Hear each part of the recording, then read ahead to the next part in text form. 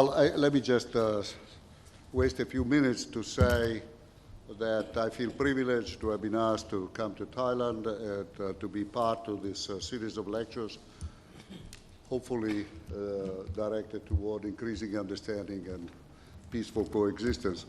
I have given 3 different lectures. One had to do with strictly astronomy, in which I was trying to get across the point of view that scientific study of nature is in itself beautiful and exciting. The second topic has been the relationship between basic and applied research, and I discussed that this morning at the Asian Technology Institute. And the third one, which I've been asked to do is today's the realization of large research projects, the condition for realization of large research enterprises. I feel there is a common theme. I don't feel that I have split personalities here. I feel there is a common theme throughout this. There is a certain belief in the capacity of free minds to comprehend nature and through knowledge to improve the general welfare. I should also, before I get into things, slightly object to the title of my brief remarks. That is that I have worked with NASA funding for essentially all my scientific life. That does not necessarily mean that I approve of NASA style of management or of some of the objectives that it set for itself. In particular, I've shared some of the concerns having to do with difficulties in focusing on regional projects in the manned area. Although I believe in manned exploration of space, I don't think that some of the approaches that NASA has followed have been very rewarding. So once I lay that aside, what I will draw upon will be my experience in working, yes, with NASA, in building a number of spacecrafts and also in operating them. And then the experience with ESO, the European Southern Observatory, in constructing fairly large ground-based facilities, like the Very Large Telescope. It's the largest optical array in the world today. And in the enterprise, which is now called ALMA, which is ongoing, and which is a joint program between the United States, ESO, and Japan. And this particular program is different from the others in that no one country has taken the lead. It is truly a joint partnership, which is a new experience for the United States. Which I think will be the norm in the future for very large scientific enterprises, which become large enough that essentially they become world enterprises because nobody can afford, not even the United States can afford to do it alone. And we have some examples of those, like ITER, that is the fusion program, and the difficulties exist in coming to an understanding and cooperative agreement on those. So this is my experience. This is the basis on which I will talk. So I thought I would just spend a few minutes of introductions. Okay, the first thing is, what is a large program? So I have a definition of large program. It's a program that lasts more than 5 years. This is all approximate, I mean, of course. That costs more than $100 million, and that requires a staff of more than 200. So that I would call it a large program by definition. Now, typical are the ones I listed: Hubble, Chandra, ALMA, and VLT. Each one costed approximately $1 billion, approximately took 10 years, and had a staff of about 1,000 involved. The last remark is that to refer it to something that we know from history is cathedrals require the same amount of effort. 100 people, 100 years typically. That's 10 to the 4th man years. And I put in temple to cater to your approaches. Rather, you don't build cathedrals, you build temples, but presumably it's the same. So that's the programs we are talking about. Now, the way I will discuss the way I'm introducing how to carry out this program is somewhat idealized plan, which assumes that effectiveness in carrying out the program and achieving the goals that one set oneself is the primary consideration. Now, most of the time, that's not true in the real world. That is, there is politics that comes involved. There is institutional interest. For instance, NASA very often tries to maintain its institutions, which are placed in different states of the Union, and in which the senators of those states become very influential lobbyists to maintain some flow of money in their own particular institution. Sociological requirement, that is, for instance, giving jobs to minorities,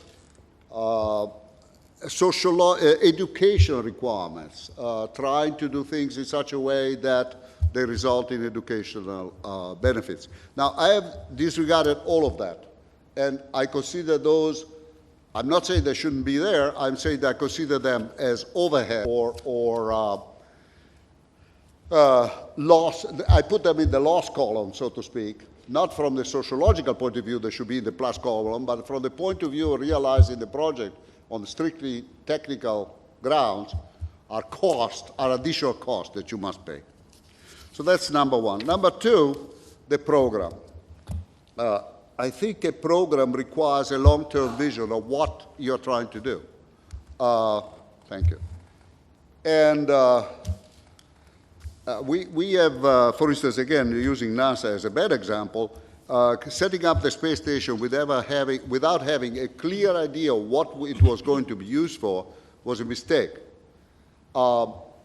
A vision like President Bush put forward today, that he wants to go to Mars, is a good vision in the sense that it gives you a long-term idea of what you should try to do, what you should maximize as you achieve intermediate goals. So you need a long-term vision that is beyond the horizon, the fiscal horizon, and then you need immediate goals or goals which are within the fiscal horizon, 5 years or whatever the budgetary plan is. You need a management structure, and you have to be very clear at the onset who's in charge, or how you're going to manage this project. You need to assess critical technology that will make or break the project. Are there things that you must know without which the project will fail? How much staff you will need? Physical resources, laboratories, whatever. Time, how much time, what is your time horizon? And the financial resources. And all of these should be integrated in a plan in which you have certain results. That is, you will find out what is the necessary research and technological development you need in order to carry out this project. What are the staff numbers? Is this a feasible thing? Can you hire all of the people that you claim you're going to hire in the time you have available? Are there skills, etc.? Real estate and equipment needs, that's obvious. Cash flow, which is a real problem normally, because isolated programs tend to have a non-flat distribution. You tend to build up for a while during design and development, et cetera, then you have realization, that is, you start cutting metal and start implementing things or designing software, and that typically comes up with a peak in expenditure, which it doesn't have to be done that way, but it's the most effective way in which you can spend the money.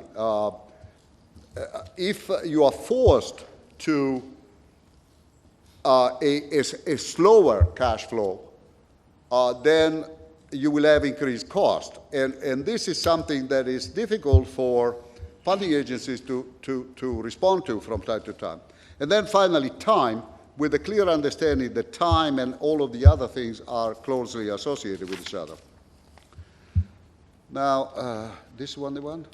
No, this is the one. Okay. Then conditions. You can't, okay, so you need these things.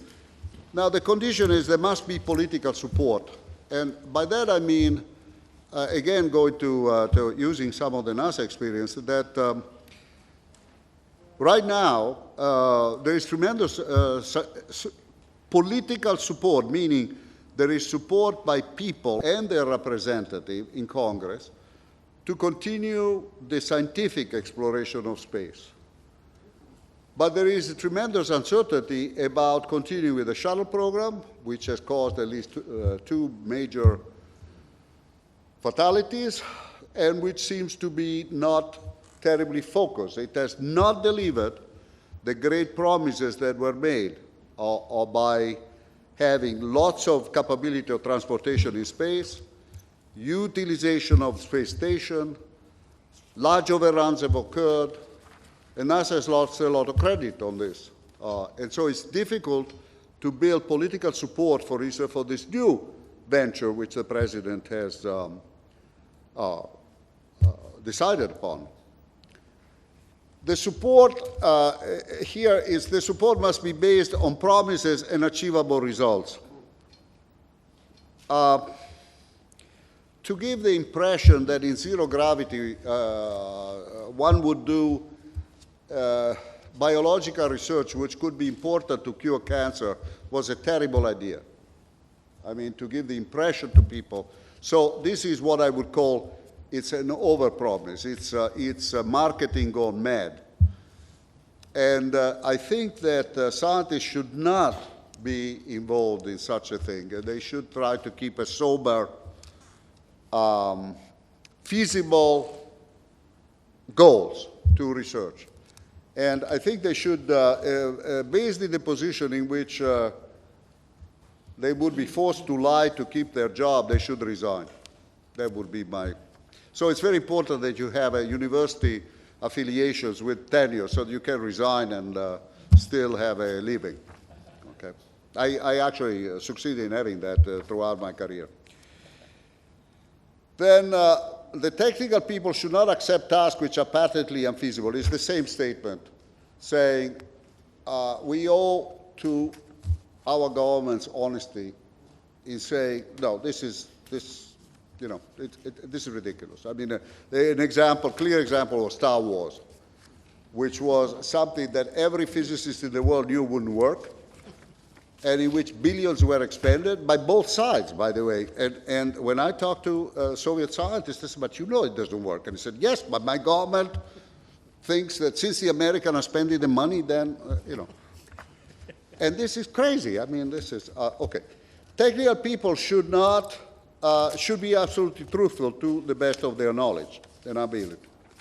Okay, these are not just pious remarks that I make. I am saying that these are fundamental conditions for success, because you can show that when this kind of a approach has not been followed, the consequences have been very, very severe. Loss of confidence in the organizations that carry out this project, and very great difficulty in convincing people that you know what you're doing and you're worthy of being supported. Okay, organization of the program. When you have programs which are fairly large, you need to manage them. Management is not just a terrible, I mean, one of the problems I have with some of my colleagues, particularly in academia, is that they don't believe in management. They think management is something just to keep the Inspector General happy that It isn't. It isn't so at all. Management is a requirement in which, particularly if you're doing very high technology content jobs, you cannot direct from above. You must have the creative, willing, intellectually honest contribution from the people in the staff. And this cannot be done except with very good communications. So the job of a manager is to transfer to the whole staff knowledge of what the vision is, or what are we trying to do here? Why are you coming to work every day except for making a salary? You are here to do something that we can do only together. Now, then you break down the work because there is so much to do that nobody can possibly do everything oneself, right? But you must make sure that you give somebody both the responsibility and authority to carry it out. And the work breakdown structure, which is a common term which is being used, is simply that statement that you are breaking down the work in units that will be managed at some level. You need a management information system to monitor progress, self-monitoring, progress versus time and expenditure. You need critical path analysis. What is the thing that will stop you if something stops you? The communication, both vertical and horizontal, are obviously essential in this case. And I mean that, both vertically up and down and horizontally. It's very important that some group which is doing something which apparently is not related to what some other group is doing, know what is going on. Much of the problems that have occurred, for instance, in large organizational structure, have to do with one group assumes that the other group is doing something which the other group is not doing at all. So in part of the safety issues, safety inspections and so forth, there was no clarity of communication among groups. And there was no clarity of communication up and down. Now, this is my personal belief, flat pyramid. If you have a very highly technical job, there shouldn't be too many levels between the top management and the staff. And this is because every level adds a complication in communications. Because now you must have lower level managers who are not only responsible for the technical conduct of the job, which normally they're qualified to do, but also have the qualities, the human qualities which are required for communication, which is very much more difficult for technical people to have. It requires particular training. So these numbers that I have put down, if you wish, are as follows. Any person can only have 7 people reporting to him before he loses track of what they are doing. So 7 to the M defines the number of levels you have to have for an organization of a given size.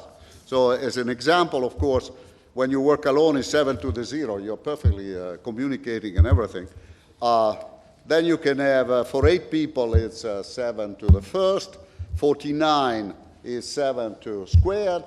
But the important point is that even only 7 to the fourth is already 2,500 people, roughly speaking. Now that would mean that you should be able to manage 2,500 people with only 4 levels of hierarchical levels. And everything else is an over-construct, okay? Now, that's hard to take to many, particularly bureaucratic organizations. I mean, you're eliminating a lot of jobs. And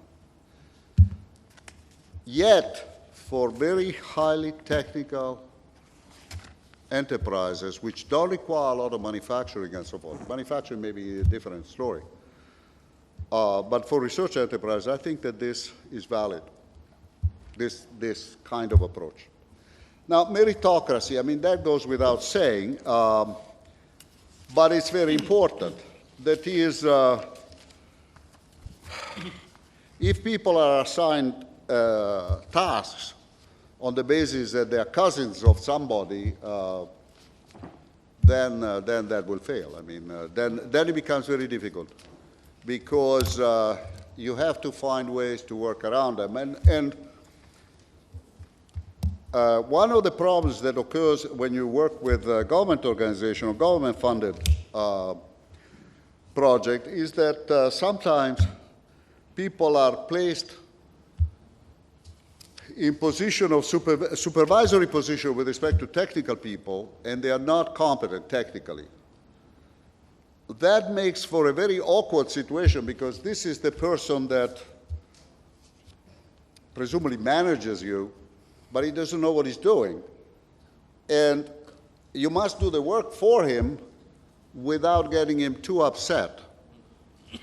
And it's tricky. So meritocracy is very important. That is, and let me just make clear what I mean, because I think it's important. As director of Space Telescope Science Institute, I hired from private industry a large number of people who were working as industrial workers under our direction, the direction of the staff of this institute. However, many of them were actually scientists. And the policy we followed, it didn't matter where somebody was coming from if he knew he would lead. So that we had staff people of the institute reporting to these industrial contractors because they were more competent than we were. Now, for government organizations, this is something that they're afraid of. And NASA has never done it. So you have, okay, there is a superstructure there where they use a lot of private company employees, but they always managed by a government person. And we eliminated even that. Okay, and that worked out very, very well. Okay, finally and last, best practice. Now, again, a statement that, be successful, working and getting the job done within the cost, that's done fast, is not the only objective that the government or the funding agency or whatever may have in mind. They may have in mind to have this other sociological good results. So this is best practice if you want to achieve a specific research goal without any other consideration in mind, okay? And I would say that these have worked. That is, what I'm trying to say is that this is not just theory, it's something that has worked out. I did something wrong. Okay. So the first issue is, thank you.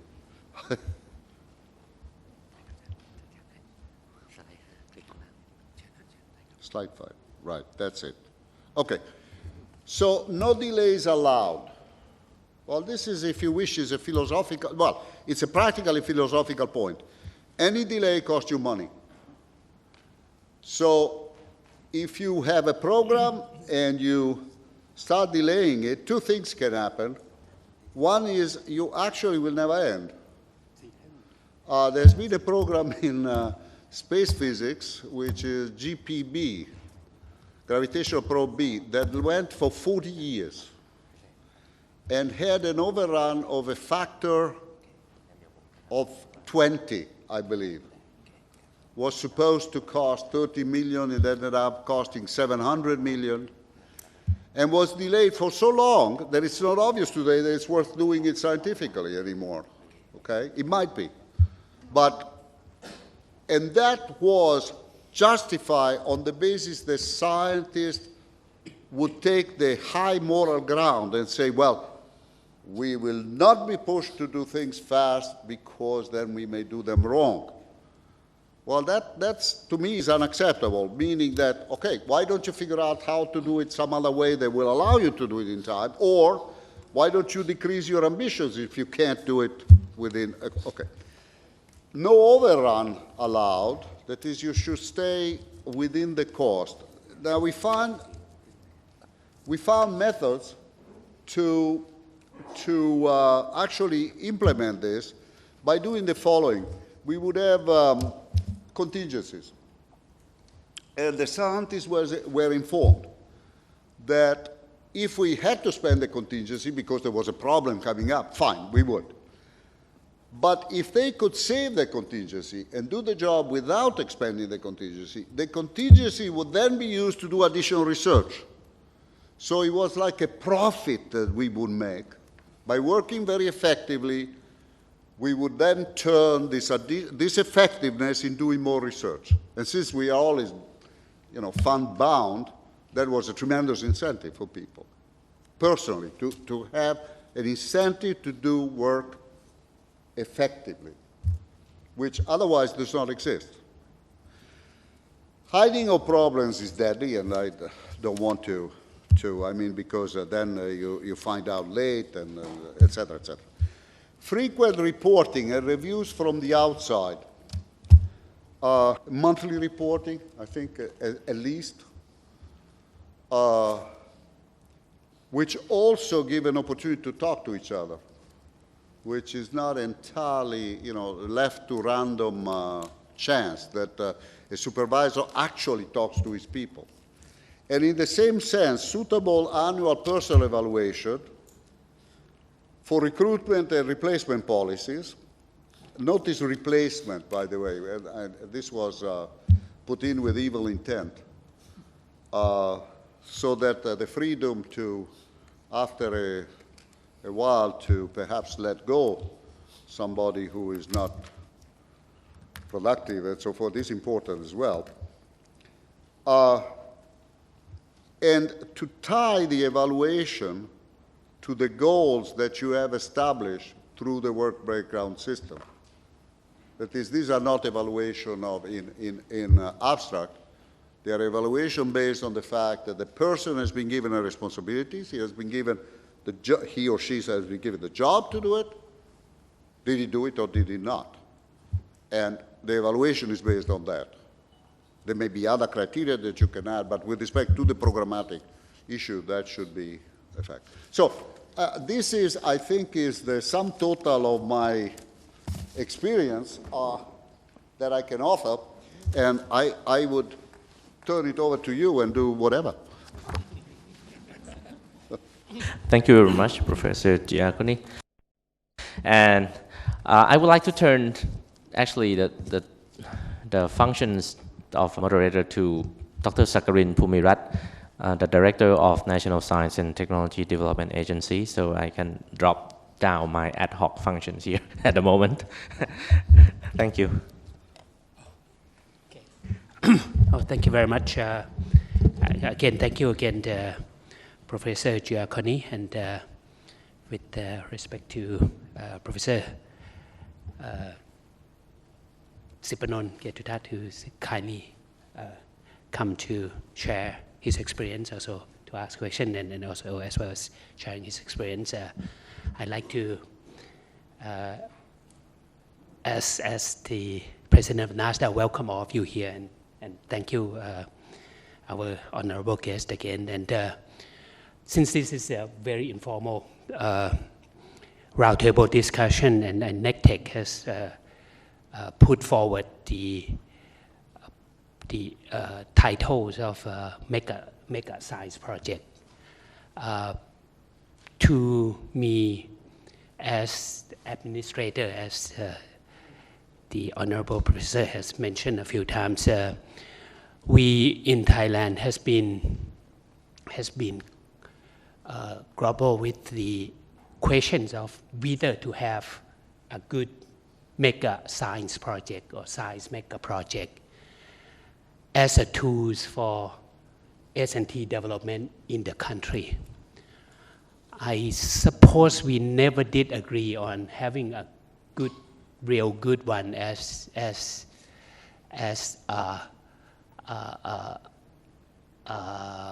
track or a flag for the rest of the country to follow. Whether that is an advisable decision or whether that's a good decision, I think remains to be discussed.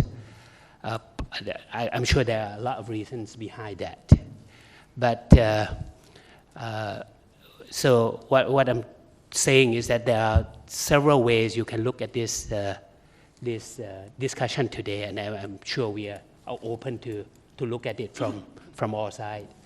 I think a question is whether we should have it, whether it's a good idea, whether it's a must-have, is open to debate.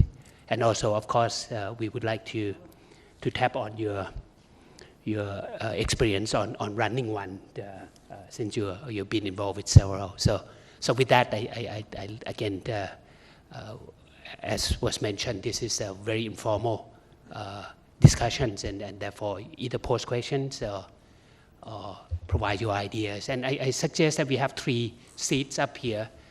anybody who wants to come join us, please do come up. You may have to give up seat if Khun Paron show up or something, but but do welcome to come up.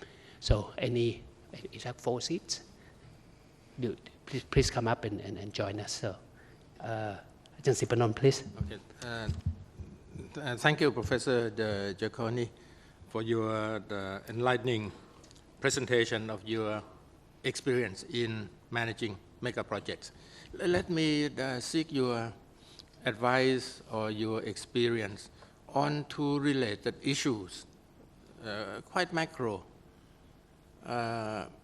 One is the mega project could be focused or more or less non-focused. For example, the focus project might be, was to put man on the moon in 10 years. That's very focused. And non-project may be to build science park in Thailand within 5 or 10 years, like this one. Now, the focused project and the non-focused projects. Non-focused is tougher to raise money, to convince politicians, because we cannot deliver research results to the public in reasonable time. Okay. Now, related to this, in either case, focused or non-focused, in developmental phase, you need types of people, types of management and organization. And in the operational phase, another type of people and management. How do you cope with 2 related issues? I have a few examples in Thailand that I faced. Example that I faced in Thailand. 22 years ago, I was charged with building up the first petrochemical complex in Thailand, in the eastern seaboard. It's not even a green field, it's a brown field. I had to fight with the local mafia one day. Another day I had to discuss with top bankers in New York and in Germany. That was the largest project in Thailand ever taken at that time, $1 billion. And I was charged with to finish it in 4 years. And that's a tough one. I almost went crazy. Anyhow, and to do that in the developmental phase, that is easier than what you have said, Hubble space, etc., because technology. Whereas for me, petrochemicals, people know petrochemicals, even though I had to choose several technologies, which is the best one for Thailand, for that particular feedstock, etc. Anyhow, it was tough in that in the developmental phase, we need type of people, types of management. In the operational phase, we need another. And you cannot fire them, fire people after you hire them, etc. What's your experience? Focused, non-focused, as well as... I don't agree that the people who build and operate are different. In fact, in Space Telescope operation, there was a lot of something that went beyond operation, which had to do with the overall conduct of the program. Let me give you an example. We decided that it would be important to an archive to distribute data all over the world and make it available to everybody. Now, at the time, there were no convenient storage methods. There were these disks, there were 12-inch platters, very inconvenient and so forth. Today, there are CDs that carry a lot of... So we actually developed, in conjunction with industry, a whole new, brand new random access archive, which was used then up to date, except it, of course, it evolved, etc. Now, the people who actually developed that were astronomers, and who, because they truly understood the needs of the field. of what would be needed in operations. And we didn't have the money to do it, actually, so we did it in collaboration with Canadian astronomers and European astronomers who were left with the experience of having developed an archival system which then they could use for their own benefit, and which then was applied for other programs. So it was a continuity. I think the ideal situation from the point of view of research scientists would be that you build a facility and you start operating that while you are designing the next one. And the two things are very interactive to each other. That's okay. But going back to the previous point, which I thought you were making, which is really a very hard one, I agree with you that it's much easier to have a focused program because you become a monomaniac, right? I mean, it's very easy. Creating a science park is much harder, particularly if you intend to impose research directions from above. In fact, if you do that too much, I would say you are bound to fail. Because I would think that creating a research park in which you give opportunity to people who come up with ideas to get funding and support to carry out their ideas, that seems to me healthy. But if it is an instrument for government control in the direction of research, that would be very dangerous. That would be my... So to do that, you need, I think for a focus program, you need tight reins. For a widespread advance, you need more loose control. That would be my... And that's hard. That's his job. That's very hard. I mean, that's... So I don't want that kind of job. I prefer that.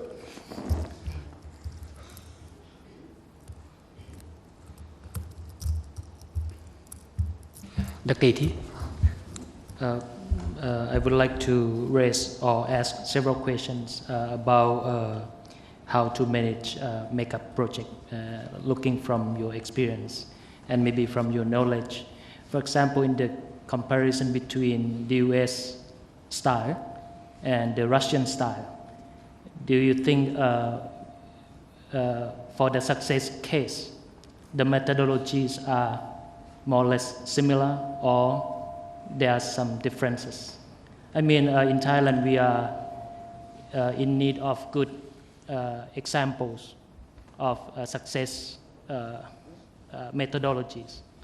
We have American examples, we have Oriental examples, we have European examples.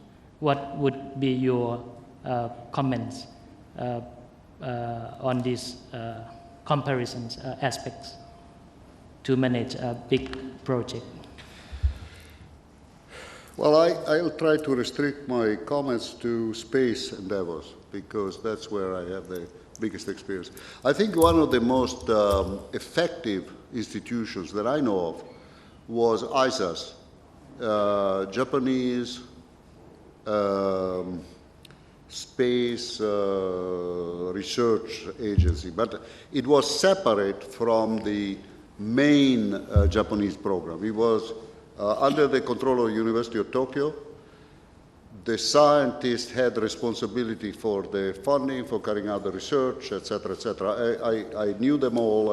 I knew the director, Minoru Oda, and he adopted the very best of the American, if you wish, inspiration, namely to give the responsibility to young people and so forth. And there was tremendous drive and enthusiasm. I think the Russian program has had some tremendous achievement. For instance, I think they were absolutely right in their approach to manned exploration of dividing the man carrier from the cargo carrier. In fact, they are furnishing the space station right now because of the... So the shuttle concept was wrong. On the other hand, their technology is reasonably primitive. I mean, for instance, they could not make an astronomical observatory of the sophistication of Hubble or Chandra. They don't even try. I mean, it's way beyond their capability, as far as guidance, as far as accuracy, as far as high tech, data transmission, and so forth. At least that was my experience. I don't know of ESA is quite comparable to NASA in sophistication and so forth. Not any more effective as far as overruns and all that. But I think that if you wanted to enter space research, for instance, I would think that a model like ISIS would be most appropriate for you because it maximizes scientific returns with reasonably modest investment, okay? Now, I don't know what other, well, I'll stop here. I mean, otherwise I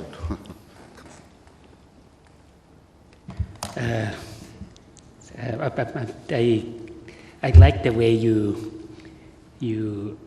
define typical large project, and in Thai, I must say the typical Hubble or Chandra or ALMA is huge. You talk about 10 to the 9 dollars, which is a billion US dollar. That would translate to about more than our total 10-year budget of NASDA. And NASDA has, at the moment, 5 national centers within NASDA. You talk about the project having about 1,000 people. That's about what we have. We have more than 1,000 people. We've been here 10 years. So your typical project is the whole complex here. And Ajahn Sipanon mentioned that building this can be considered a mega project. It's just about the right site for you. So with that reference of the size of the investment of science and the S&T in the country, you care to comment a little bit on how a country such as developing countries in general should deal with this sort of mega science project investment? Well, I do not know what fraction of your gross national product the money you mentioned represents. If it represents much less than 1%, then you are not going to be very successful. That is, unless you are brighter by factors of 10 than anybody else, then, I mean, the normal kind of expenditure that one would expect, for example, Japan is 3% of gross national product. It's about a quarter. A quarter of a percent. Well, so the first thing I would tell you is, you know, that I would certainly not suggest you start putting up a space station. I mean, right? That would be ridiculous. On the other hand, I think that assuming that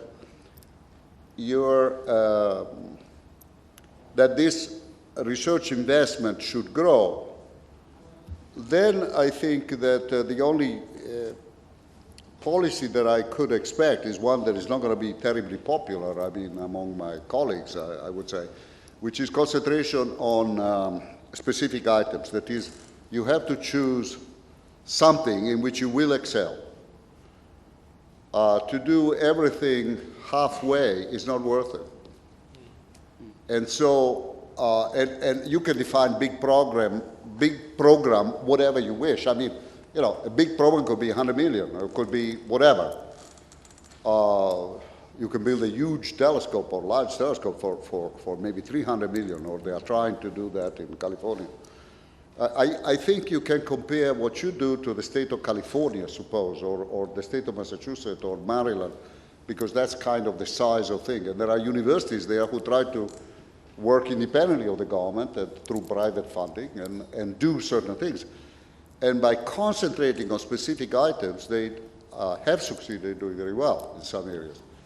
Once you get above a certain level, it's beyond the private means so even, you know, the state of California with Caltech cannot compete with the European Union put together. That's why the Very Large Telescope is better than Keck. But so it would be concentration and so forth. I think, however, there would be some criteria that I think are basic here. And how can I? Okay, meritocracy, accountability, review, external review, adherence to promises and following with management information system and so forth. So those are kind of basics because they create a kind of an honest playing field and competitiveness. I mean, when we say, I mean, you know, I don't know what you are great at, but I would imagine that the funding agency can really stimulate competition, not just distribute the money uniformly, but stimulate competition and put in more money in those things that appear most promising and little bit less maintaining other things which are necessary for education or whatever. So I would, if you are small, then you can't afford to spread your energies, is all I'm trying to say. But the principles for management are no different. In fact, if I may, I'm sorry, I'm abusing my time, but in fact, you should start with small projects because it is only in doing the small project that they can allow young people to fail, right? You do a project, it fails, well, that's too bad, but some other will succeed. That's how you train them to become managers for larger and larger and larger projects. So in fact, the idea of starting with small projects and then moving up is for the future may give you better returns than going into mega investments right off the bat. I don't know, you may disagree with it. To follow up on Dr. Giacconi's question, how did this kind of project get started? I mean, presumably it's not some enlightened politician coming to you and say, let's build a telescope. No. How do you convince them? How do you sell the projects? With whose aid did you do this and so on? Dr. Piyawat is the director of Thailand Research Fund, by the way. We were lucky in the United States for quite a while because we had a number of funding agencies. For instance, I went to NASA to ask to get money to look for X-ray stars, and they turned me down because there were no X-ray stars. So I went to the Air Force saying, would you like me to look at X-rays? Maybe the moon, maybe you are interested in that. Why not? And so I could go on doing what I wanted to do. This was very small, so at the time there was money around and it was easier to get support. Now, as you get to bigger and bigger and bigger, then you need the support of your colleagues, okay? And the support of your colleagues, it's actually, you know, at the beginning you think it can't be, right? Because everybody's going to pull for his own thing. But it's not true. So we, in astronomy, for instance, and this is being quoted often in the United States as a example of how disciplines should try to come to conclusions. We have, every 10 years, we have a study which is organized by the National Academy of Sciences. And this study will have the result, first of all, it's done in consultation with most astronomers, that is, every astronomer in the country, maybe 6,000 of them are allowed to say something. The result of that study is a set of prioritized programs in which the community, after much fighting and back and forth, has finally agreed to. This gives tremendous strength to the program, and then it's passed along to the funding agencies, be NASA or NSF or whatever, who typically the only reaction they have is too much money, right? I mean, And however, it is prioritized, so that to the extent that that is done, that represents the will or the desire of the community. And as an individual, so your job is to convince your colleagues that you know what you're doing and that it's worthwhile to support and so forth. That was one of my main jobs as a young man, to try to convince people, for instance, to fly X-ray telescopes, because there were distinguished theoretical astrophysicists who said there was no point, right? So that you have, and you keep going, right? You keep trying to explain it, and on and on and on. And finally, he got through. So it's very much a individual push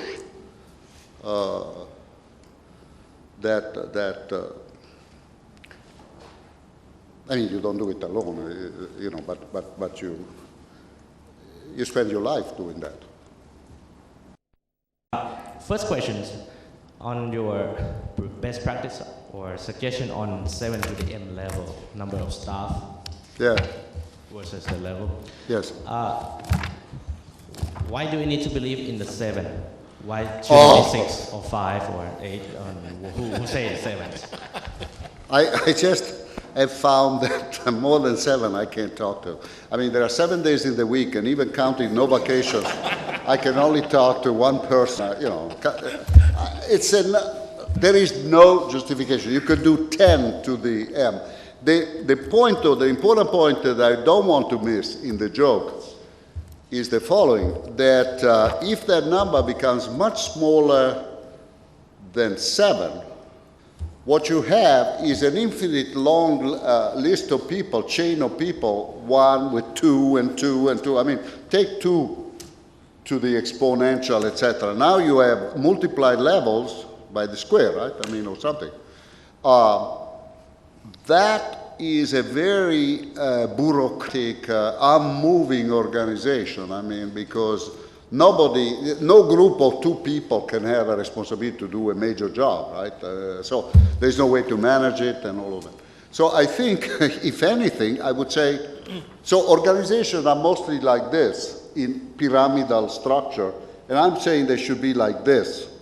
That's all I'm saying qualitatively. Particularly in technical organization. I mean, everybody who has developed software knows that the most agile groups are 7 people, roughly speaking. And they all talk to each other, they eat pizza on the computers together, they do all of that. And those are the guys, the most productive guys you can have around. So. If I may have another question without any objections. Through your slides, that's one key important issue, that the visions and the knowledge involved in the project should be transferred through all levels of management. Let's say if we are the person who keeps the visions down flow, how can you tell that down to the bottom level they understand the same visions? For example, I only have 2-level management for my groups for 30 people, and I thought I do my job well. I say what I understand. I found out about 6 months later that they don't. How can you detect that in the early stage before you actually proceed? Well, I mean, if you wait 6 months, all I was saying was frequent review. I said reviews on a monthly basis. So it's your problem if you waited 6 months. It means you have too many people reporting to you, you see? So you can only see them once every 6 months. But I would say that if you delegated, that is, so you should have this level, have given the responsibility, and you should have the next layer under you worry about that. But I think this idea of sharing vision is important. When I arrived at ESO in Europe, this observatory, I found out that there were all of these groups working on the same project, but they had never met. So we organized and we made it a tradition that every year we would dedicate a week in which everybody from the top to the bottom of the organization, I will come in and say, my goals last year were to do this and this. I've accomplished this and I failed on the other ones, and I'll try to do better next year, and here's what I will change, etc. Everybody was supposed to answer, to report, not to the infinite low level, but to report. And everybody was sitting around, or was free to know what everybody was doing. It turned out very, very effectively. You can choose other ways. I mean, I chose that one because I was impatient. I mean, I couldn't really educate the lower level manager to be good communicators. We didn't have the time. Last question, I promise. Given moderately large size project or mega projects, let's say that project doesn't have problem with political support or everybody agree with. But in the past, the example that size of mega projects sometimes do.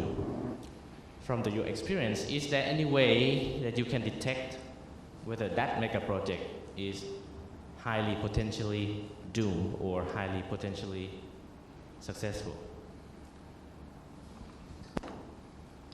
Well,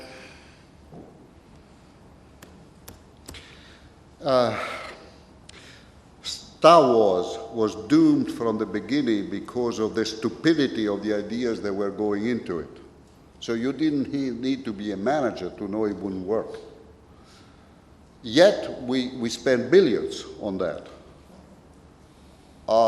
because nobody had the courage to say, Mr. President, this is stupid.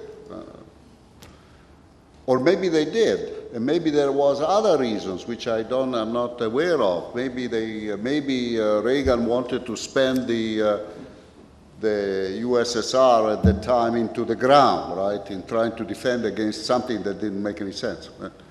So I don't know. But I think wrong vision or something really basic wrong or unachievable is the project cannot succeed. I think the rest is, I think there are good enough management systems that you can detect early failure. A typical one is the project is delayed typical thing that happens is you get in a project and you find out it's delayed by a year per year. Every year it's the same goal but displaced 1 year. So you never make it because, okay. And, I got involved in projects which were like that. And so the first thing was to reduce the derivative. So the rate you had to gain rather than lose. And I don't think it's knowledge. I think we have the means to detect potential failure. Is that the reluctance to act is what? Okay? Yes. Professor, I'm very much impressed of your outline of how to manage to make a project here. But in Thailand, we have to face reality. Some of these outlines that you suggested to us cannot be implemented. Mention one or two. So I suppose in organizational program, maybe it's not possible to follow all the steps that you suggest. But my interest is that, for instance, suppose that we can, a project is initiated by the government, and we have to operate under the government bureaucracy, no other way. Okay, and under the government bureaucracy, there's also different steps. Certain steps must be followed. It's already a bureaucratic process in itself. And you're suggesting that the best management should be flat, pyramid. Yes. So, suppose it could not be flat. For practical reason, it could not be flat. What would be the way that you would suggest that we mitigate, we make corrective measures on that, so that to make sure that project progresses in good pace. Thank you. I need to ask you this clarification. I am talking of a flat organization from the manager or the director of the project down. In a sense, I'm not considering the organization above, that is, the organization of the entity which gives the funding. I have abstracted from that. I assume there is a single person interface, suppose. Okay. So I'm saying that from the point of view of the funding agency, I have nothing to say. I mean, unless this very, in fact, for the funding agency, I would prefer a very narrow pyramid, because by having a very large pyramid, you create a number of points of contact which are incredibly time wasteful, because now you have to inform all of these different people about what's going on. Whereas having a single point of contact is preferable. I mean, or not single, but single group or whatever. In that sense, I found it much easier to work with generals, for instance, in the Department of Defense, than working with scientific organization, because the scientific organization normally try to tell you how to do the job. Whereas the general just give you the job and say, go do it. That's easier. But I am talking a flat organization below that. Okay. So that's what I meant. Below that, yeah. At the implementing level. Now, if you cannot do that at the implementing level, then well, I mean, we have we all have worked with organizations with 5, 6, 7 levels. It gets difficult. The people at the bottom in such an organization normally don't know what's going on, and they don't care. That's the point. They do not care. And so you're spending tremendous, you're paying for a lot of inefficiency because they don't care. They are not part of the success. They don't have a stake. They don't own the project. So ownership in the project is, as we say, is terribly important. And you can do that better if it is a flat organization. That's all.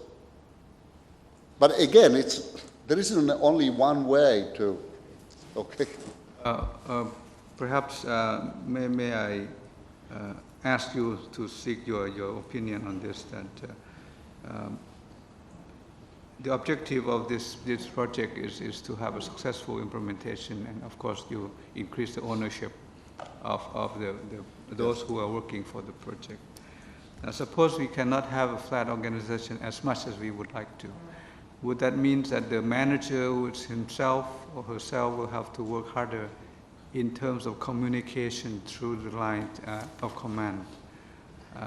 Would that have any interrelationship to that, communication and flat management? Thank you. Well,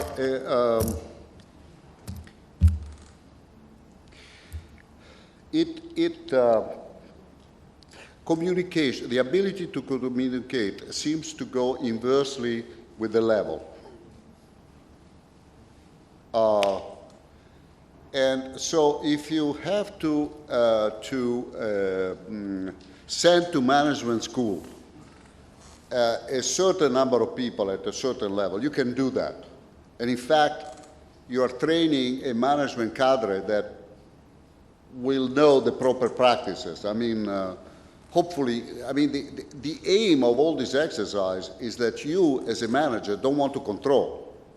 You want to let people do their work and once in a while find out what they're doing. I mean, because presumably they know what they are doing better than you do, because otherwise you shouldn't have them there. Now, if you try to now manage to pass this knowledge down too deeply, it gets harder and harder. Now you've got to train, I mean, if you have 300 people, you have to train all 300 to be skilled communicators. Many of us, I think, can think of colleagues that are not capable of speaking to their own students. I mean, that's... okay. So I think there are advantages. The thing that I would think would be most difficult, at least in my experience in Italy, was meritocracy is a bad word in Italy. And I don't know if it is a good word or a bad word in Thailand. But this idea, for instance, of yearly evaluation, that creates big problems. And let me try to spend some words, because this is an important point, I think.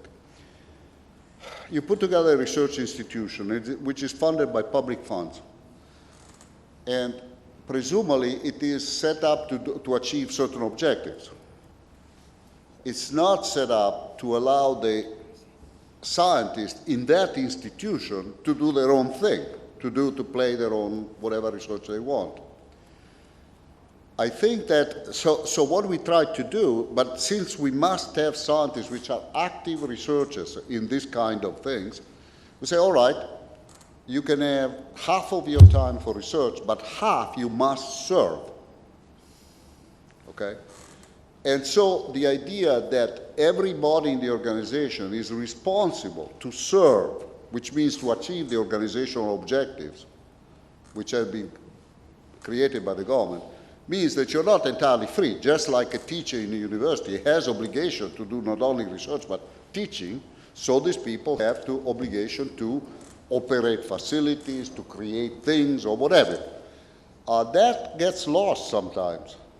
So the scientists, they in fact do not share the vision of the organization, do not share the responsibility to carrying out the work. They become,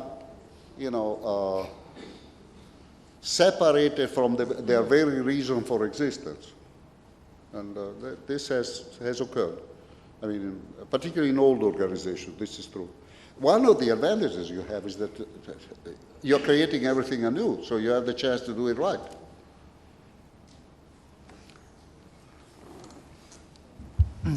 To follow up on your explanation, could you paint a picture of how the staff work, starting from the organization structure?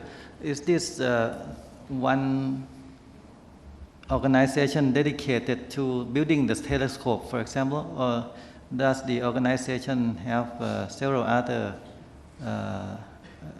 mandates? Also, that's it. Well, how hard do you work the staff? What kind of normal lives do they have?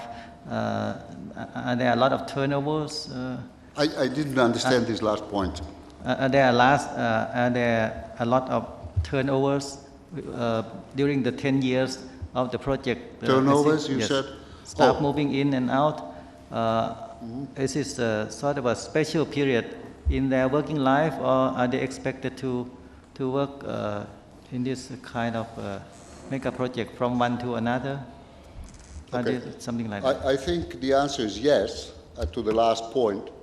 That is, they expect to go from one to the other, but maybe in the same institution. For instance, the people who have been working on the Space Telescope Science Institute, which was an operational entity for the Hubble telescope, have now been given the responsibility to operate the next large telescope, which is the James Webb telescope, which is currently being built by NASA. So there is a certain continuity. They are involved in the design, they are involved in the operations, and so forth.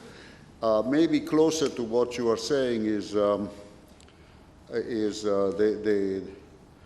what was happening in ESO, where not only were we building this one large telescope, but we were operating simultaneously two other observatories. Okay? And the same was true for ALMA, which was being carried out by this National Radio Astronomy Observatory, where this ALMA project was being built but also there was a Socorro, an array in Socorro, an array distributed around the world, another observatory up in Greenbank, and so forth. When an organization, an existing organization, tries to carry out a project which is, larger than, say, the yearly budget of the organization, then you have problems. I mean, you actually are putting strain in the organization. However, that could be turned to good effect, because in order to carry out this large project, you must reorganize the whole place. This then leaves, it doesn't mean, and so for instance, while building the very large telescope, we use the current observatories as test beds for new software, command system, and basically the idea was that the whole observatory would participate, even the ones who didn't have direct responsibility of the project, and benefit in an overall improvement of quality of all that we were doing. And one of the things, by the way, that was being done while we were doing that, I closed 7 out of 15 telescopes because they were second rate, they were not producing at the level of excellence which we were establishing to ourselves. So that has brought a renewal, that brings around a renewal of the organization, if you are successful, as a whole. It is not, however, I mean, it is not an academic institution. It's not a broad-based research institution in which you do astronomy, you do engineering, you do.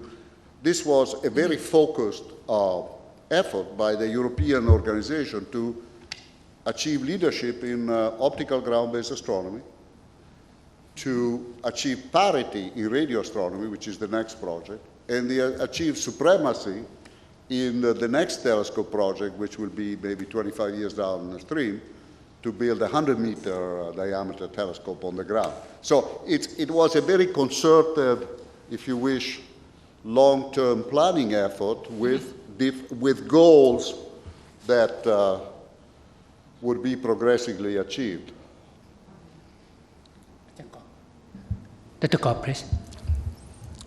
My name is Gop Kritaya Kiranat, board member and advisor of NASDA.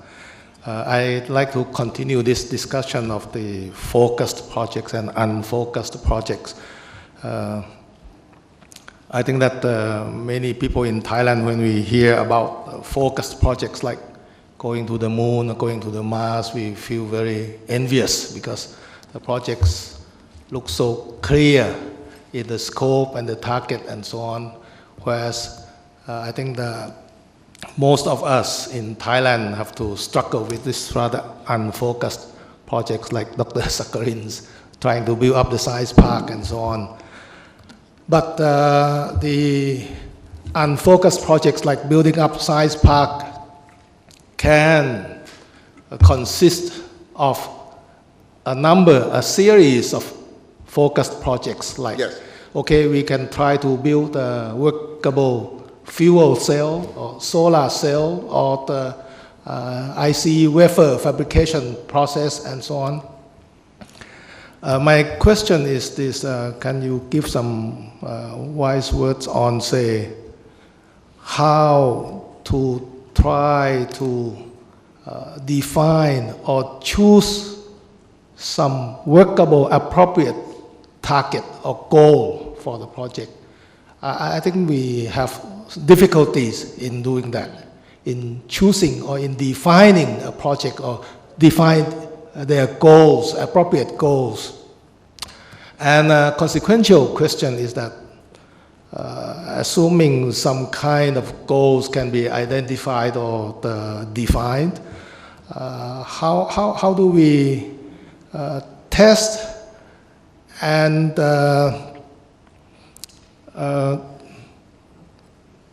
present the feasibility of the projects And finally, in selling the feasibility to, say, the political process, the decision process in giving the financial resources for it.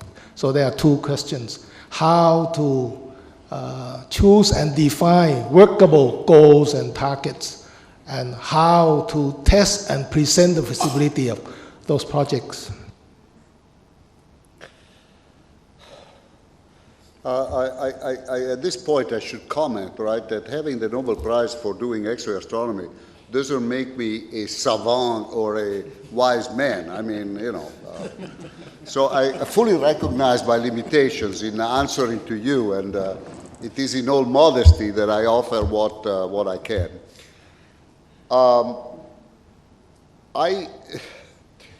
One way in which it worked, at least that I observed, was that in the beginning it's important to have a fairly broad support of things.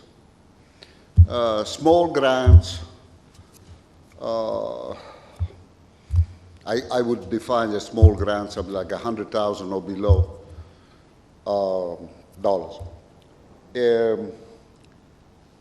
Small groups, typically university-based or maybe even corporate, in a private corporation, they come up with ideas and things, and in which the characteristic is there is some young man that thinks he knows it all, and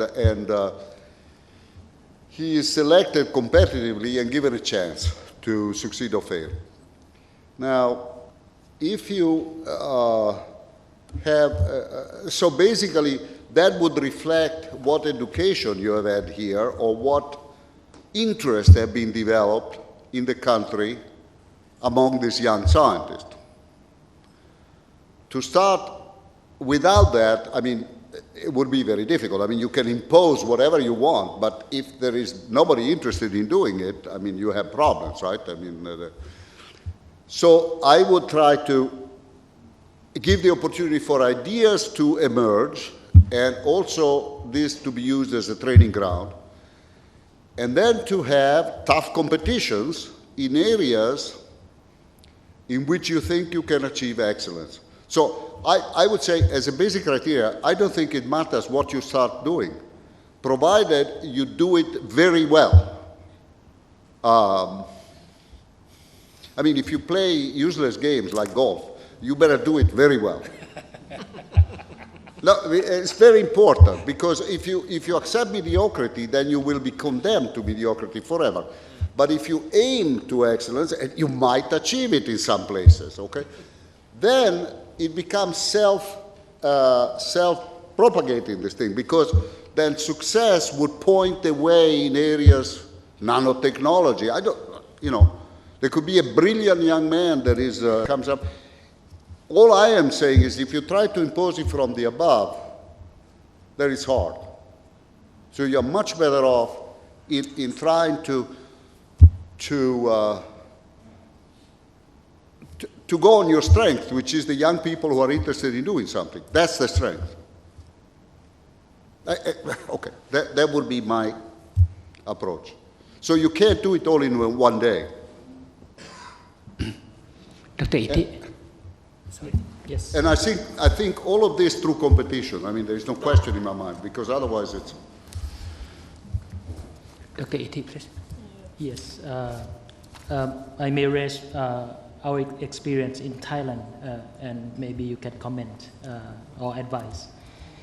From my experience in Thailand, when we propose a project greater than 1 billion baht, which is about 40 million, about 25 million US, it's become extremely difficult to get approval, because it's a kind of sensational barrier, emotional barrier of the budget funding agency when we break through 1 billion baht or 25 million US. So our challenge for our generations is we try to get people used to these figures, 25 million.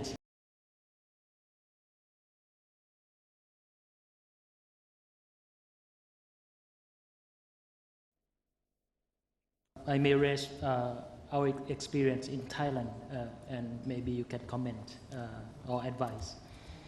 From my experience in Thailand, when we propose a project greater than 1 billion baht, which is about 40 million, about 25 million US, it's become extremely difficult to get approval because it's a kind of sensational barrier, emotional barrier of the budget funding agency when we break through 1 billion baht or 25 million US.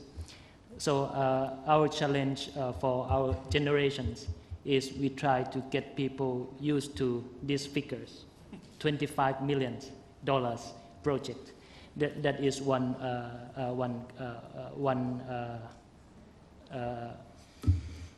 experience we have in this country.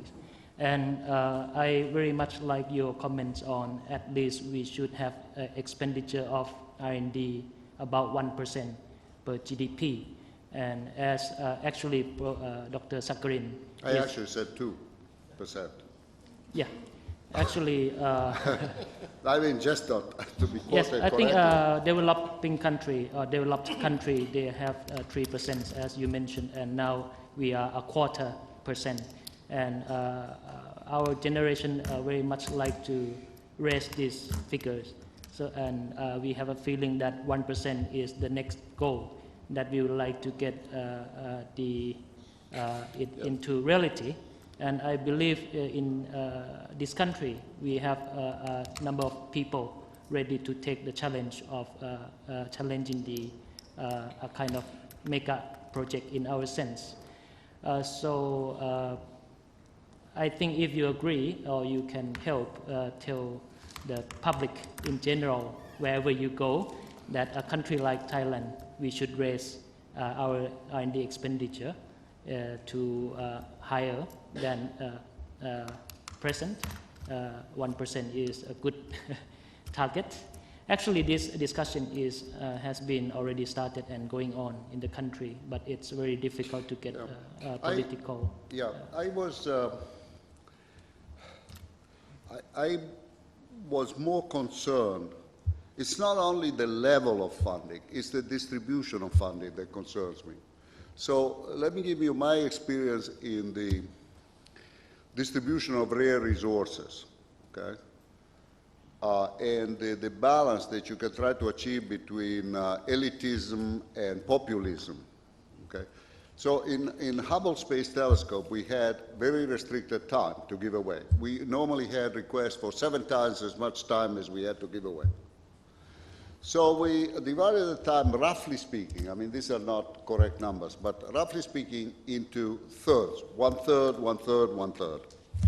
And one group would receive 1 hour, suppose, okay? This is the lowest group.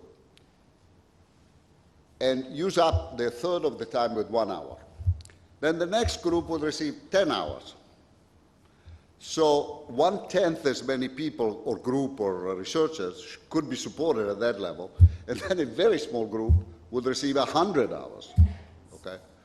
Well, it turns out that this was a balance, if you wish, that satisfied a lot of people, giving them access to this telescope, very precious telescope and so forth, but it preserved the ability to give enormous amount of time for projects that were really of great community interest. For instance, the very deepest exposure by Hubble were done that way. What I'm suggesting is that when you have limited resources, you subject them to triage, basically, and that it is that balance, this 1/3, 1/3, 1/3. The tendency, unfortunately, when the resources are limited, is to eliminate the top 2/3 and just distribute things equally. That will not work. Okay, that's all I'm trying to say. So it's a balance between this aspect that and where should you put that particular where your wisdom, I mean, you would try to get all of the advice you can from anybody you can, but basically it has to come from the bottom, that people want to do those things. I mean, you have to have these people that are obsessed, work 14 hours a day because they can't help it themselves, and so forth. Right? Yeah. David Ruffalo, Mahidol University. Referring to your answer to Professor Goff's question about starting with small projects initiated by a young scientist, what if that scientist is not skilled in management? What would you recommend, or if he or she has trouble managing in his or her spare time while remaining an active scientist? Well, it will fail. And as far as I'm concerned, that's it. What I'm trying to say is, why should we spend limited resources in trying to rescue failures? Let's point them to ensure success. Now, that's the harsh thing. You can also think of sending them to school. I mean, to management school, you can have many remedial actions, but what I'm trying to say is basically the reason that you want to start with many small projects is to allow to people the freedom to fail. They will typically, by the way, not, if they have the character, they will not get out of the field. They will have learned from their failure and do better next time. So maybe you give them another chance at the same level, but you don't promote them to manage at a level where they are totally incompetent. Okay? So I hope that is a reasonable answer. When we run a research organization or S&T organizations, we evaluate and we try to monitor and evaluate progress. The easiest way of doing it is publications, number of publications, number of patents, and all that. When you look at running a successful, for example, Hubble space stations, is these publications and something like this come into any of the criteria for success or evaluation? Yes. We adopted a four-way system. I don't know how to do it. Okay. We would consider whether a person was successful as an individual scientist. Then whether a person was successful as a leader of scientific group. Then from the service side, whether a person was a valuable contributor to engineering, operation, or what have you, and whether he had the management or she had the management skill to direct a substantial fraction of the operation. So there were these four criteria. And in university, you wouldn't ask for, in fact, well, you might ask for the functional equivalent, which is teaching, and give great importance to their teaching ability. At least in the United States, this doesn't count for anything. I mean, it's a... So, but if you are in a group which is trying to carry out a mission, then these four things are important. And we would not assign tenure to anybody who didn't have at least three of these qualities. That is, either he would contribute as an individual to functional work, but he would lead as a scientist, small group, or vice versa, he would contribute as a scientist, but he would lead in the functional work. Such people were given tenure at the institution, okay?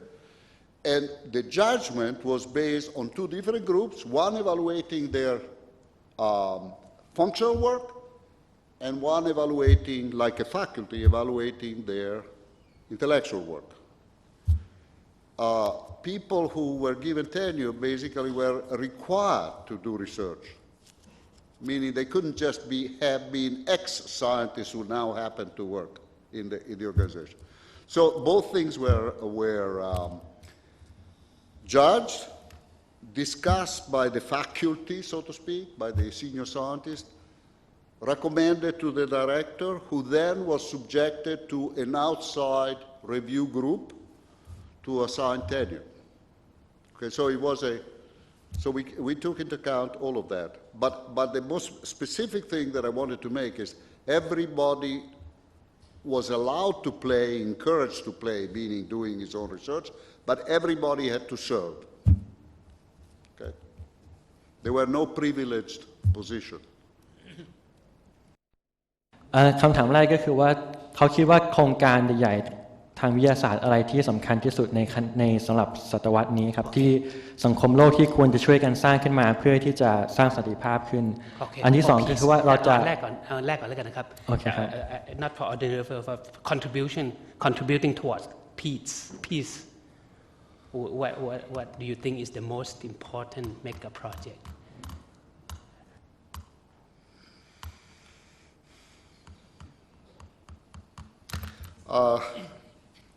That's a sociological question which I don't feel I'm qualified to answer.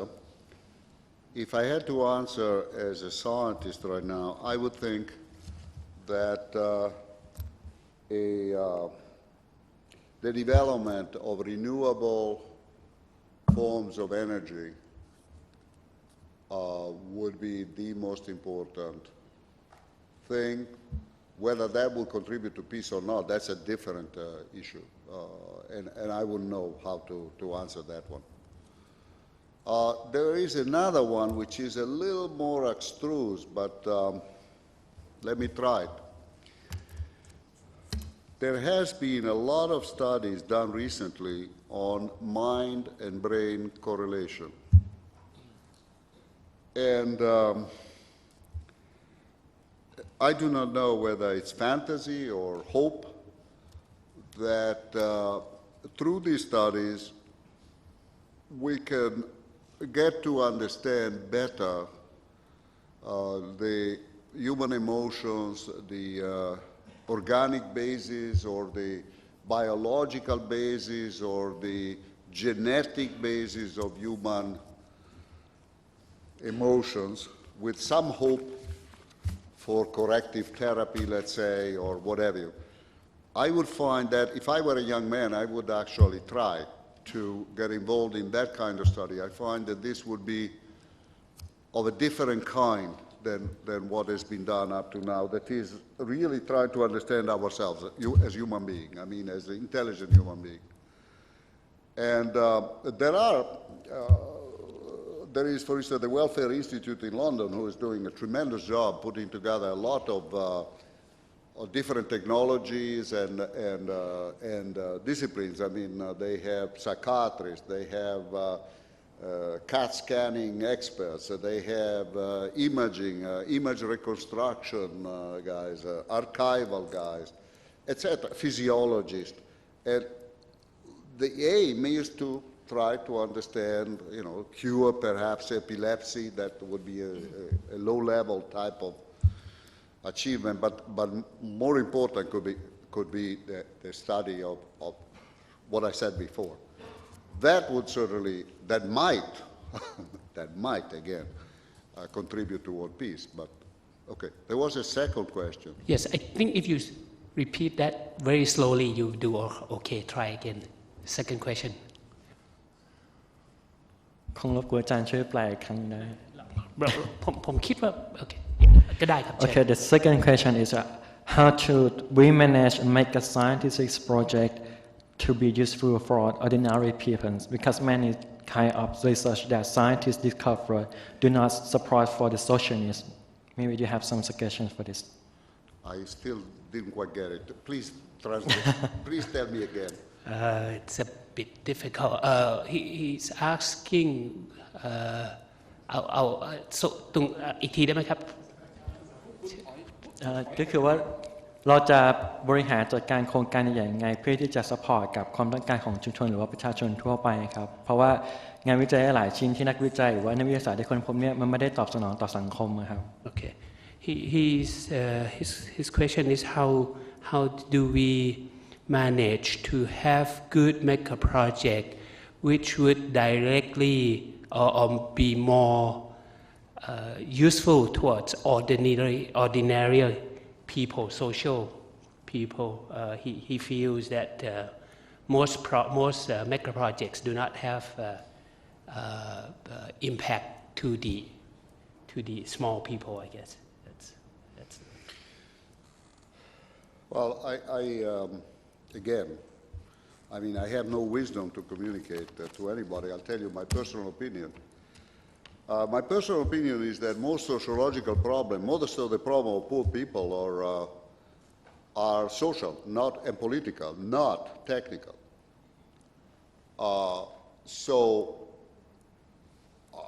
You know, and the reason why I said that I was hesitant to say that, you know, better rational understanding of the human mind would provoke peace is because it's all obvious that rationality will prevail. I mean, okay. On the other hand, I think that we can help.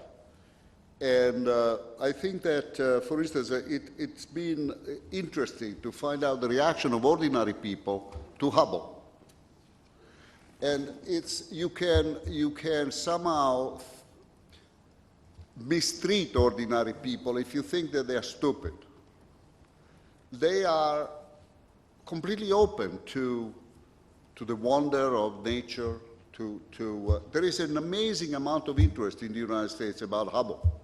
I mean, you go to a cab driver and you ask him to drive you to the Hubble Institute, and he wants to know what you found out, and he had seen this picture, and so forth. And it is really gone down amazingly deep. Now, you can do that with any branch of science, I think, provided you are willing to take the time to actually explain it and not just try to. One of the things I didn't like about the NASA PR effort was that they would say, we found black holes.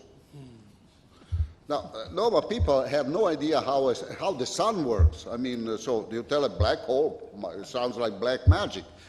So at the Institute, we carried out a broad program of education, which went like this. We would say, we would have 3 parts in a program, suppose. One was we would show a young lady that has been working as a programmer, but at the same time she's going to school to become a graduate student and so on. So it was a kind of role model that, particularly in black schools, we would go and show them a black lady so that the kids could identify and say, oh, but I could do that too. So that was one thing. The other thing is we would say what was the discovery, okay? And then try to have a third part, which was really pedagogical, in which we said, you know, by black hole, these people mean such and such and such because that's how stars evolved and so forth. And there were people who were trained pedagogists who teach how to teach science. They were involved in doing these programs. They received very large diffusion through the media because there was a lot of, basically we gave them a lot of pictures and then they could make stories about it and so forth. And so what was the net effect? Well, I would think that that it added something to their life, that not only of bread liveth man, man lives, but also of ideas and thoughts. And so we gave it to them, and somehow I felt that it was a good thing that we were doing for them. Is it a good thing? I don't know. I mean, it's... okay. Dr. Swat, you were going to ask something. I have a question regarding the problem of the mirror problem of the Hubble telescope, and also the mishaps on the space shuttles. In retrospect, did we learn what were the actual causes of those? And and how would we have done differently in order to prevent those problems? Okay. I think there was no reason to send up Hubble with shuttle or to make it man-maintainable. A preferred way to do the astronomy would have been to have a fully automated spacecraft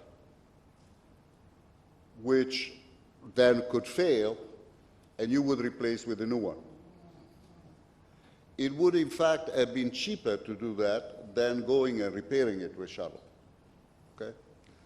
So if you ask the scientists how would they have done it differently, we would not have used shuttle and the manned program to do things that could be done cheaper and better, maybe, automatically. And so at the moment, Hubble is the last one of the spacecraft that is going to be serviced by man, not the first. Now, we are also developing means to service spacecraft automatically, but they have to be designed from the beginning in such a way that they can be serviced automatically. And this is due to the fact that we want to put them very far from Earth at L2, that point. So that was one point. The other point you asked is what would we do differently?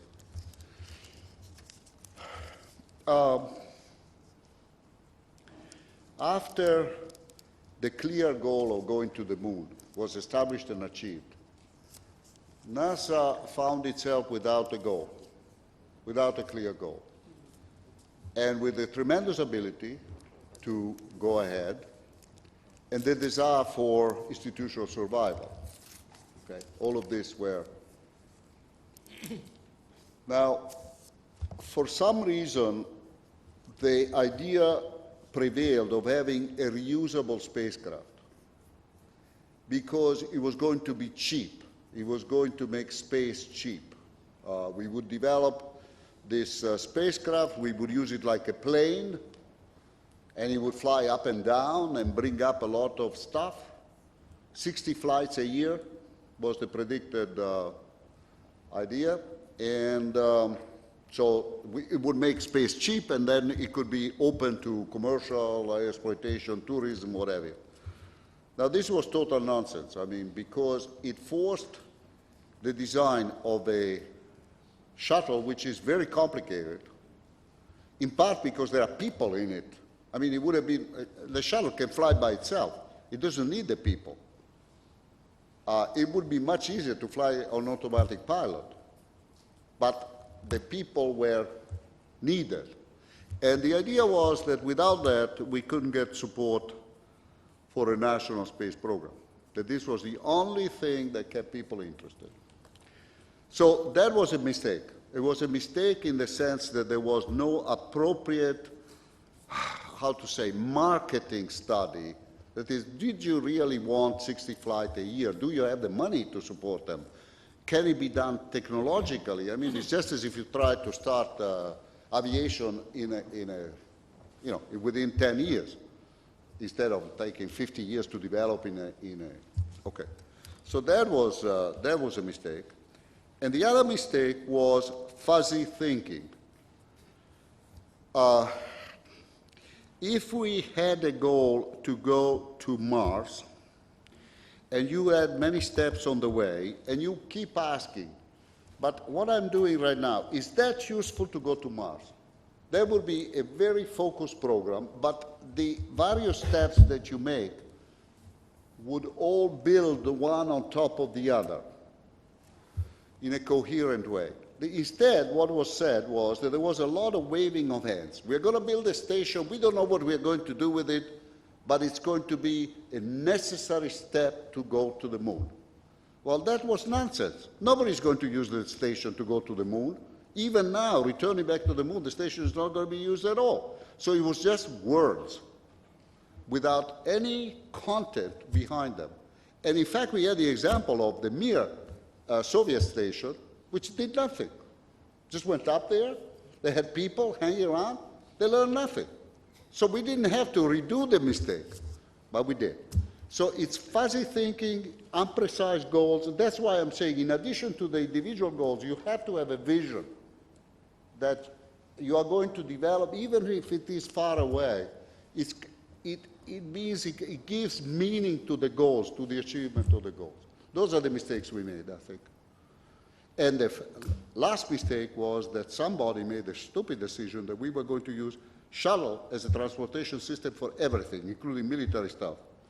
The military quite quickly pointed out that they could not assure the defense of the country if this was going to be the case, and so they developed their own launchers. The scientists couldn't do that. So we were forced to use the shuttle, more than wanting to.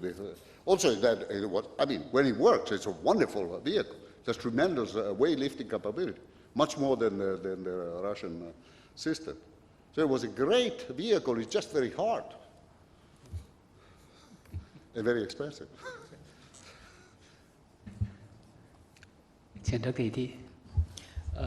You mentioned about renewable energy could be one good future project for this century. Long time ago, I guess I NASA project talking about setting up a big solar panel in the space and sending microwave back to Earth. Yes. Do you have any comments on that? I don't want to comment on it. What I had in mind was hydrogen burning fusion, okay? Or deuterium or whatever, or tritium, but I was thinking of nuclear fusion as the next step that we can do. May I ask from the layman perspective then, what is the most important qualifications or characteristic for the manager to run a mega scientific project successfully? So in your point of view, thank you. I think that management is by and large application of common sense and some training in personal skills. So I think that then if you assume that you give management of large projects to people who can manage, then the next important thing is that they be technically competent in the area they are supposed to be managing, so that they can make independent, qualitative judgment and after all of the advice, but make decision based on informed judgment. If they don't have that, they cannot have the respect of their staff, nor can they make decisions and assess what they are being told by their staff. So I would say that technical competence, management competence is necessary, technical competence is absolutely vital also. And there aren't that many. So you better call a large number and find a few. Okay. Maybe you may tell us about statistics of the failure ratio and successful ratio of the mega project you know so far. Well, that's awfully hard, but all I can tell you is that because my meaning is Thomas Edison said a long time ago, among 100 experiments, 99 failed, but you learn from failure. But in this country, we are not allowed to fail 99 times. No, that's a problem actually. That is. See, it's a funny thing, and I can only say it. It is easier to sell mega project to the Congress of the United States than it is to sell an ensemble of small projects. Because the small projects, you don't know what they are. I mean, you can't, right? Now, in order to sell a mega project then to the Senate of the United States, however, you must have the support of the astronomical community, for instance, or, the physics community or whatever. So that means that these projects, when you do them, have to have something for everybody, okay? So they become Christmas trees with all, the lights and everything. Now that complicates the technical nature of the project and also increases the cost, which then requires even more selling, right, to the Congress, to et cetera, et cetera. That is unfortunately a kind of a self-defeating thing, because I mean, there is no mission we are doing now that costs less than $1 billion. I mean, this is where we are at. I think that we should go back to a little bit more discipline and have lots more small satellites. That gives you, okay, that allows you to fail once in a while. The other one, once you have done all of that selling, all of this thing, all of this expectation, you can't afford to fail. So now you have to have incredible control on everything that is done, right, because you can't afford failure. That gets very painful. I mean, and overruns and delays. And I mean, imagine the people who are deciding now at NASA to fly the shuttle again. I mean, who is going to put his life, his career on the line, saying, "I believe you're ready to fly"? They say, "Well, but we have to wait to ascertain this and to do that," and on and on and on. The astronauts actually normally are more willing to take risks than the managers and the technical people. Talking about the mirror of Hubble and so forth, I just was a member of a committee that recommended to NASA to go back with the astronauts to fix Hubble again, as they have done before successfully. And this was a committee composed of admirals, of astronauts, of statisticians, of risk analysts, cost analysts, and on and on and on. And we came out very strong, said, do it. NASA may or may not do it, I don't know. So there is no way I think, to reduce risk. But I think, again, honesty, clarity, having people not afraid. I used to actually get very upset when people knew that something was wrong and they wouldn't tell me. I thought that was the problem, not that there was a problem, because there's a problem every day in a large project. I mean, that's quite obvious. But if you're told, then you can do something about it. If the person is afraid to tell you, or uncomfortable, which many technical people are, uncomfortable about personal confrontations, for instance. That's right? So I don't know. I think that's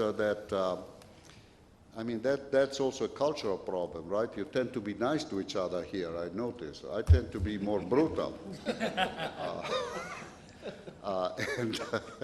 So it's going to be harder for you to you don't know what you are doing. I mean, in this ASNE, this little company, we used to tell, I used to participate to meetings with graduate students and so forth, and they would tell me, you don't know what you're doing. This is a stupid idea. And I would say, you're right. I mean, right? So tell me what. Now, if you can have that kind of openness, then you do very well. Can you give a comment on the new NASA's mission? Two of them, I think one of them is going back to the moon, and the second one is send a human to Mars in 2020. Okay, I think I'm not terribly enthusiastic about the idea of the moon because basically it's the lunar resources are harder to utilize than Mars resources, maybe. So I feel that if we had an expedition to Mars, there is some opportunity utilizing Mars resources to create a self-sustaining colony, ultimately. So I would like to see that as the long-term goal. And I would support that. The moon, I find it, maybe it's interesting, but I don't think it teaches us to go to Mars. That's the problem. So it deviates resources from this very long-term goal. The other problem is that, it's important to remember that the pyramids were built only in 20 years or so. This allowed to the pharaoh that wanted to have the pyramid built to be alive and make sure that they would build this pyramid. Now, suppose you had to delay the building of the pyramid for 300 years, or for instance, or 200 years, then the next pharaoh was not as interested in building Cheops pyramid as Cheops himself might have been. So one of the problems we have in this very long-term program of space exploration is maintaining a cultural continuity and a commitment to a program that takes more, let alone more than 1 year funding cycles or 5 year funding cycle, but a generational commitment that goes beyond our lifetimes. But apart from that, I think that it would be important for mankind to establish jointly, I think, it should be a world enterprise, not a US enterprise, a colony on Mars.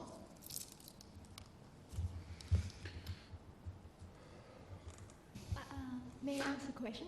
Sure.